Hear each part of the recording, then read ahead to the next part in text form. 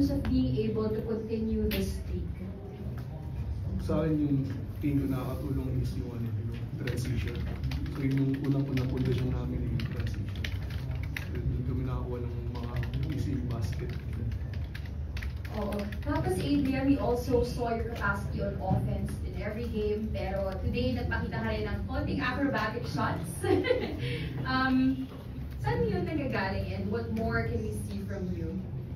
Birthday kasi nung asawa ko bukas. Siya yung happy birthday. I love you. Siguro yung family ko.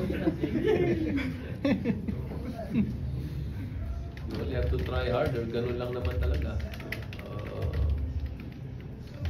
Yun nga, si Adrian nag-acrobatic pa.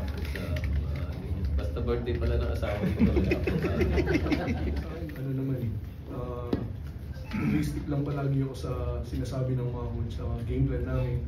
So yun nga, sabi nga ni coach, maganda rin naman yung laro namin nung last game na nakalaban namin sila. Pero yun nga, mas maganda yung nilaro nung kalaban.